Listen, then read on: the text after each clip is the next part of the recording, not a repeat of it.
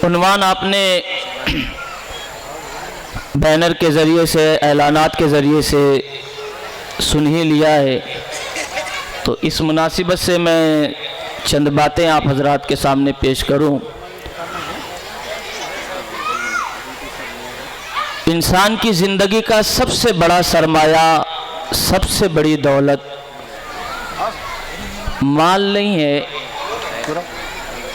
मकान नहीं है, ज़मीनों पर ज़मीन खरीद करके जमा करना ये सबसे बड़ी दौलत नहीं है। सबसे बड़ी दौलत अगर एक मोमिन के लिए कोई है तो वह है हुजूर का इश्क, नबी करीम सल्लल्लाहु अलैहि वसल्लम का प्यार। ये एक ऐसा अल्लाह तबारक व तआला की जानिब से दिया हुआ इनाम है, जिस बंदे के पास इस इनाम की दौलत मौजूद हो वो बंदा दोनों जहां में कामयाबी और कामरानी हासिल कर लेगा। आप कुरान मजीद का मुताला करें, हदीस मुबारका सल्लल्लाहु अलैहि वसल्लम का अगर मुताला करें तो आपको पता चलेगा ये वो सबक है जो सहाबा ने अपने किरदार और अमल से हमें करके दिखाया था। मोहब्बत हुजूर से कैसी होनी चाहिए, किस अंदाज में हम अपने नबी से प्यार करें, आप कुरान मजीद खोल लें, हदीस मुबारका खोल करके पढ़ लें, आपको पता चल जाएगा कि अगर इस नेमत के अंदर, इस इश्क के अंदर कहीं से कमी आ जाती तो वो अपने आप को हलाकत के जुमरे में ला करके खड़ा करते। लेकिन अल्लाह के नबी सल्लल्लाहु अलैहि वसल्लम की मोहब्बत में कभी कमी आने के लिए गवारा नहीं करते थे। ये मोहब्बत का उनका अपना अंदाज था, ये मोहब्बत का उनका अपना पैगाम था कि जिसके लिए अल्लाह तबारक व तआला ने कायनात को वजूद बख्शा, जिसके लिए अल्लाह तबारक व तआला ने हमें इतनी बड़ी नेमत अता फरमा दी। लक़द मन्नल्लाहु अलल मुमिनीना इज़ बअथ फ़ीहिम रसूला, अल्लाह तबारक व तआला ने फरमाया तुम में अपना महबूब भेजता हूँ, वो भी वो महबूब जो सबसे चहीता महबूब है। उस जैसी नेमत अल्लाह ने हमें अता फरमाई है। अब हाल हमारा जुदा नजर आएगा, अगर जिएंगे तो इस नबी के लिए, मरेंगे तो इस नबी के लिए। इसीलिए आप इब्तिदा से लेकर के इंतहा तक सहाबा की जिंदगी पढ़ करके देख लें, आपको पता चल जाएगा। क्या वो वाकया आपको नहीं याद है हजरत अली करमल्ला वजहुल करीम का कि नमाज आसर तो कज़ा करना गवारा किया था, लेकिन नबी के इश्क के अंदर अपने पैरों को जुम्बिश देना गवारा नहीं फरमाया था। आपने कहा नमाज जाए कोई बात नहीं है, लेकिन हुजूर के इश्क के अंदर इस बात को मैं गवारा ही नहीं कर सकता कि नबी आराम कर रहे हो और मैं अपने पैरों को जुम्बिश दे दूं। ये वो इश्क था जो आज हमारे दरमियान में होना जरूरी है। इसी मोहब्बत को कायम करने के लिए, इन्हीं चीजों को लोगों तक पहुंचाने के लिए ऐसी महफिलों का इनकाद किया जाता है। अगर ये दौलत आज मुसलमानों के पास मौजूद हो जाए तो यकीन कीजिए इसको जलील कोई नहीं कर सकता, इसको रुस्वा कोई नहीं कर सकता। सहाबा की बोली बड़ी अलग अंदाज में रहा करती थी। सहाबा अपने नबी से जब भी मुलाकात करते, जब भी बातें करते, इश्क का जो लबालब जाम था वो छलक करके कहता था फिदा का उम्मी वाबी या रसूल अल्लाह, ए अल्लाह के नबी हम नहीं हमारे माँ बाप भी आपके कदमों पे कुर्बान हो जाए। ये उनका अंदाज मोहब्बत था, ये उनका अपना तरीका रहा करता था।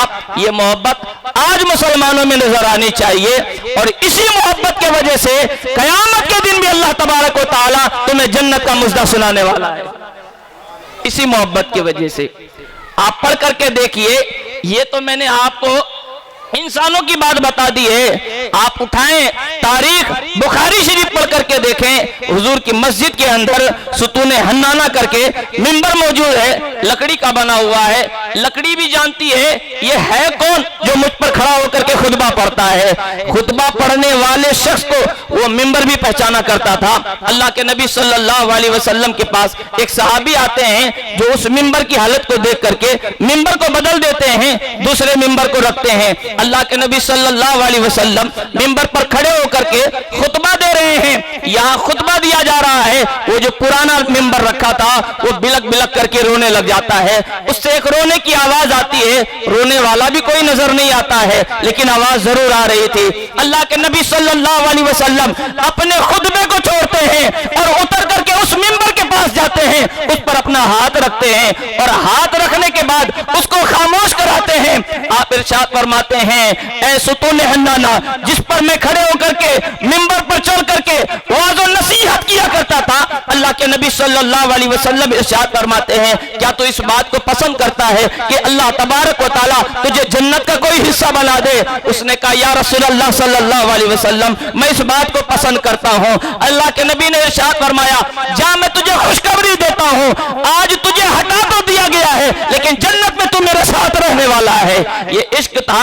एक लकड़ी भी पहचानती थी कि अगर जिंदगी की बका चाहिए तो मुस्तफा के कदमों में अपने सर को झुकाना पड़ेगा, मुस्तफा के इश्क में अपने आप को झुकाना पड़ेगा। इसी इश्क में तो अल्लाह ने पूरा कुरान नाजिल कर दिया। इसी इश्क में तो रब तबारक व तआला ने कुरान मजीद को पूरा नाजिल कर दिया।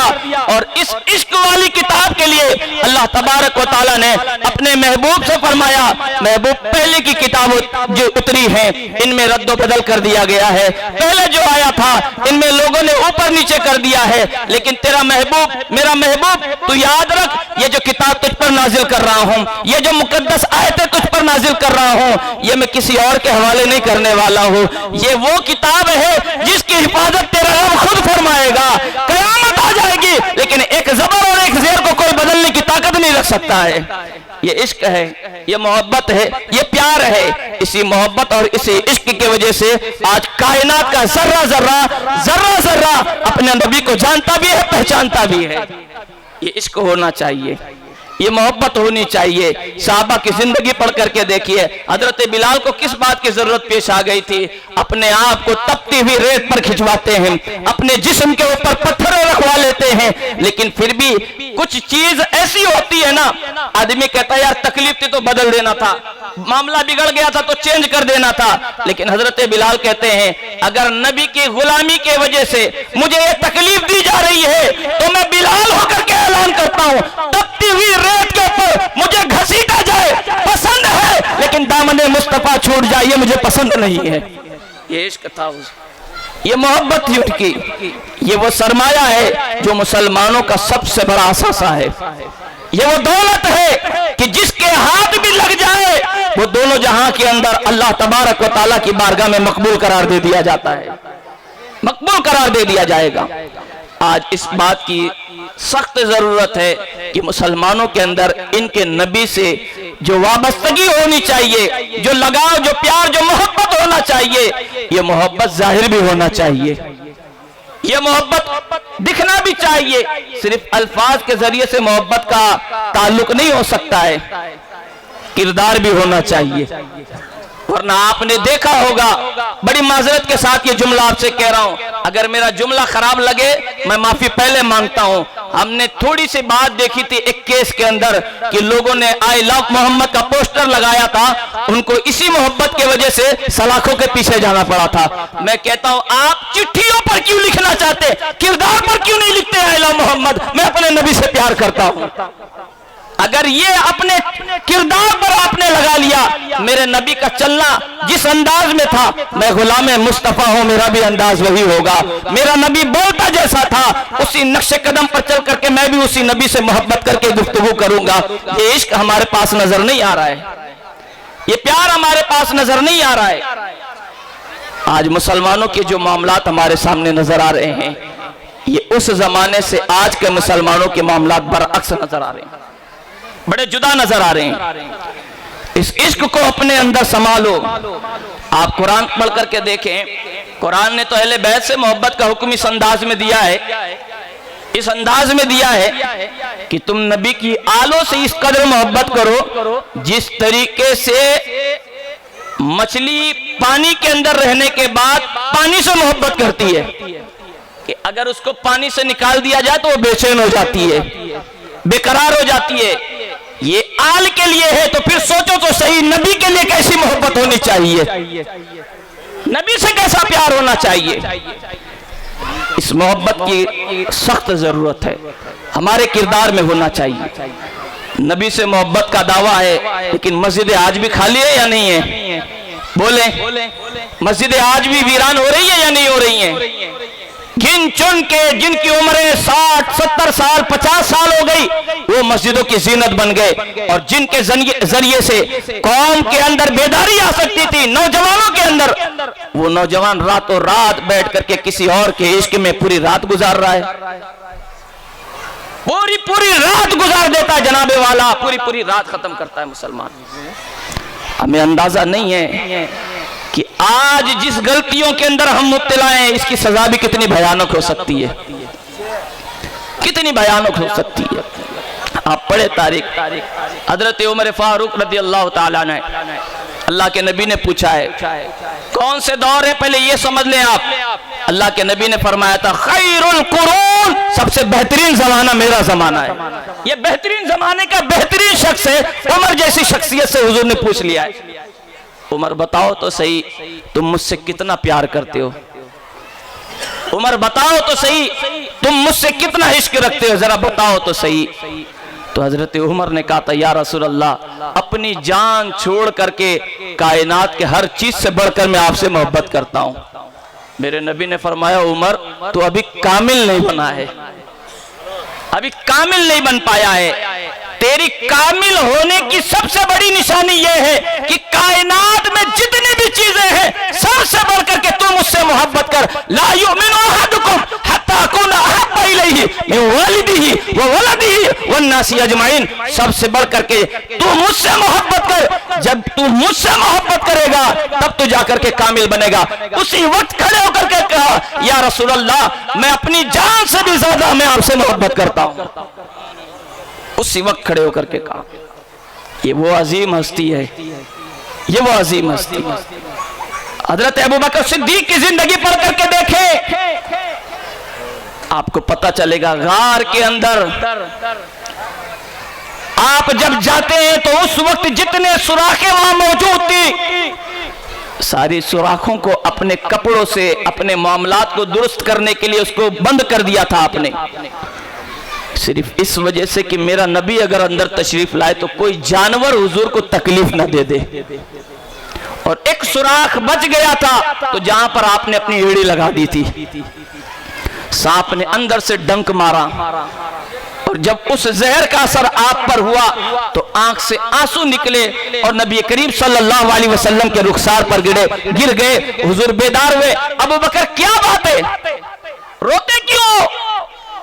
हजरत अबू बकर सिद्दीक ने कहा कि या रसूल अल्लाह कोई बात नहीं है, मामला ऐसा ऐसा हुआ, एक सुराख बचा था जहां मैंने अपनी एड़ी रख दी थी, मुझे किसी जानवर ने अंदर से तकलीफ दे दिया है या रसूल अल्लाह, बस ये उसका असर है जो मेरे रुखसार पर नजर आ रहा है। अल्लाह के नबी ने उस हिस्से को देखा और अपना लुआब मुबारक लगाया, जख्म फौरन ठीक हो गया। मैं सवाल पूछता हूं, आखिर क्या बात थी कि आदमी तकलीफ हुजूर को ना हो, जानवर हमें तकलीफ दे, सब सही बर्दाश्त कर रहा है। ये इश्क नहीं तो फिर और क्या है, ये मोहब्बत नहीं तो फिर और क्या है? ये वो इश्क था कि हिजरत की रात में अबू बकर कभी आगे चलते, कभी पीछे चलते, कभी दाएं चलते, कभी बाएं चलते। और हुजूर ने जब पूछा अबू बकर चलने का अंदाज यूं क्यों रखे हो, कहते या रसूलुल्लाह जब डर होता है दुश्मन आगे से हमला करेगा तो अबू बकर चाहता है अगर दुश्मन की कोई तीर चले तो वो सबसे पहले अबू बकर पर चले, उसके बाद मेरे नबी के तक वो चीज जाने वाली हो। मैं अपनी जान को आपके कदमों पर कुर्बान करना चाहता हूं या रसूलुल्लाह। ये इश्क ही तो था हुजूर का, ये मोहब्बत ही तो थी हुजूर की। उन्हें पता था नमाज, रोजा, हज और ज़कात ये सारी चीजें अफजल हैं, लेकिन अगर ये हो और नबी का इश्क ना हो तो सारी चीजें मुंह पर मारी जा सकती हैं। सारी चीजें, इश्क होना जरूरी है, नबी से प्यार होना जरूरी है। अगर इश्क मुस्तफ़ा निकाल दी जाए इंसान के वजूद से तो फिर इंसान की कोई हैसियत नहीं। इकबाल ने बड़े अच्छे अंदाज में इसका नक्शा खींचा था और कहा था कि मोहम्मद से वफा तूने तो हम तेरे हैं, ये जहां चीज क्या है लोहो कलम तेरे हैं। मोहम्मद की मोहब्बत दीने हक में शर्त अव्वल है, इसी में हो अगर खामी तो सब कुछ नामुकम्मल है, सब कुछ नामुकम्मल। ये मोहब्बत होना जरूरी है, ये प्यार होना जरूरी है। उसके नाम, उसके मामले को हम समझे जरा कि ये नबी वो नबी है जिसके नाम के बरकत से तो अल्लाह कब्र में रोशनी पैदा फरमाएगा। ये वो हस्ती है जिसको पहचानने के बाद कब्र के अंदर जन्नत का बाग बनाया जाएगा। जनाब, ये वो हस्ती है। हम अपने नबी से अपना रिश्ता हमेशा मजबूत रखें। बातिल कुव्वतें चाहे जितनी ताकतें कर ले, अगर इस नबी के मोहब्बत के अंदर आपको सलाखों के पीछे भी जाना पड़े ना, तो ये कोई बड़ी सजा नहीं है, मैं समझता हूं। हजरत खुब्बाब को उठा करके पड़े आप, जानते हैं आपने, मां अपने बच्चे को जब देखा कि ये बच्चा नबी करीम सल्लल्लाहु अलैहि वसल्लम से मोहब्बत कर बैठा, कलमा पढ़ लिया है, अल्लाह के नबी सल्लल्लाहु अलैहि वसल्लम की मोहब्बत निकालने के लिए मां ने बेहद मेहनत की, मशक्कतें की, और नतीजा ये निकला कि मां ने खाना पीना बंद कर दिया। कहा मैं उस दिन खाना शुरू करूंगी जिस दिन मेरा बेटा पलट करके वापस से मेरे पास आ जाएगा। लेकिन बेटे का हाल ऐसा हुआ, जब मां ने उससे बात की ना अपने बेटे से, तो बेटे ने कहा मां अगर 1000 मां भी अल्लाह मुझे अता कर देना, 1000 मां, लेकिन बात दामन मुस्तफा की आ जाए तो मैं 1000 मां को कुर्बान करूंगा, लेकिन दामन मुस्तफा छोड़ने के लिए तैयार नहीं। ये इश्क था, ये मोहब्बत थी, ये उनका लगाव था। आप पढ़े हजरत तलहा की जिंदगी को। हजरत तलहा नन्ही से उम्र में है, 15-16 साल की उम्र है।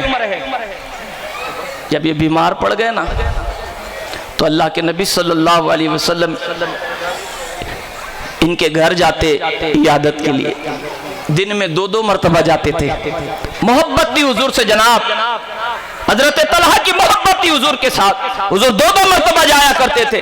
एक दिन हुजूर गए और हुजूर ने जाकर के तलहा की पेशानी पे हाथ रखा,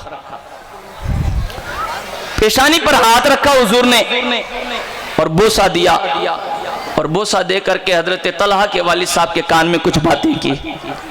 हजरत तलहा के वालिद ने जब बात सुनी तो उनके आंखों से आंसू निकलने लग गए, रोने लग गए। हजरत तलहा ने वालिद साहब से कहा, अब्बा वालिद ने क्या, हुजूर ने क्या कहा है आपसे, क्या बात हो गई कि आप रोने लग गए। वालिद साहब ने अपने बेटे से कहा, बेटा कोई बात नहीं। कहा नहीं, हुजूर ने जो आपसे कहा मुझे बताएं तो सही। बेटे ने बार बार इसरार किया ना, तो बाप ने कहा, बेटा नबी ने फरमाया तलहा शाम तक का मेहमान है, यानी आज शाम में इसके जिस्म से इसकी रूह परवाज कर जाएगी। अल्लाह के नबी ने फरमाया जब तलहा का इंतकाल हो जाए ना तो मुझे खबर दे देना। ये सुन करके मेरे आंख से आंसू निकल पड़े। तवज्जो रखें आप, मुझे खबर दे देना। जब हजरत तलहा ने इस बात को सुनी ना, देखिए इश्क क्या है, इश्क हुजूर का प्यार क्या है। जैसे हजरत तलहा ने इन अल्फाजों को सुना ना, अपने वालिद साहब को बिठाया और हाथ पर हाथ देख करके वादा किया, अब्बा वादा करो आप मुझसे एक बात का। कहा बेटा किस बात का वादा। कहा जब मेरा इंतकाल हो जाए तो मेरे इंतकाल की खबर मेरे नबी को ना देना आप। जब मेरा इंतकाल हो जाए तो मेरे इंतकाल की खबर मेरे नबी को ना देना।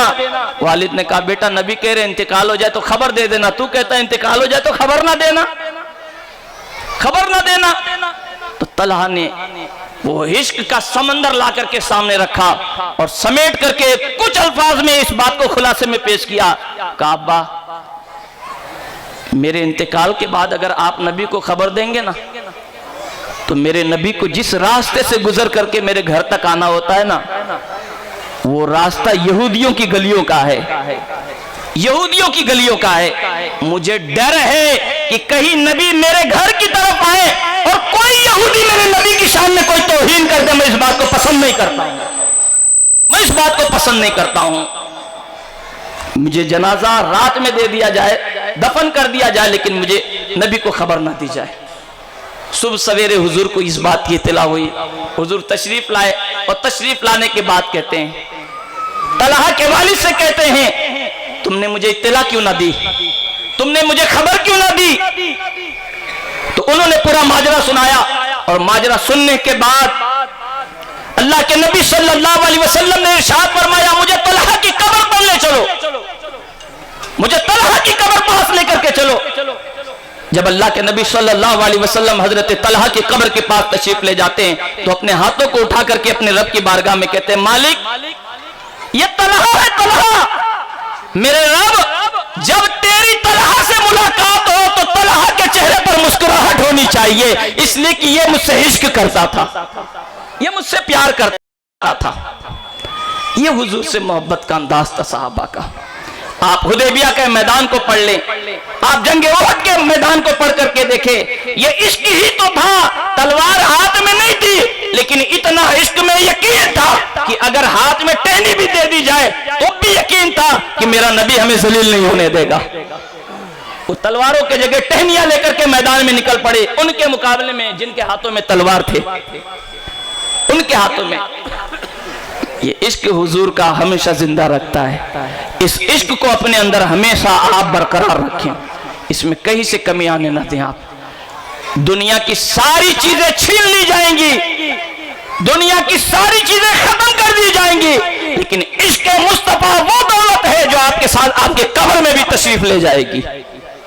इसको हमेशा बरकरार रखें इंशाअल्लाह। आज की इस महफिल का मकसद भी यही है, इसलिए मैंने आपसे इस उन्वान पर मुख्तसरन गुफ्तगू की है।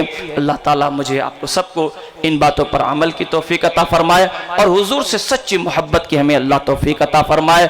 अस्तगफिरुल्लाह रब्बी मिन कुल्लि ज़ंबि व अतूबु इलैहि, अशहदु अल्ला इलाहा इल्लल्लाह व अशहदु अन्ना मुहम्मदन अब्दुहु व रसूलुहु व मा अलैना इल्लल बलागुल मुबीन। अस्सलामु अलैकुम।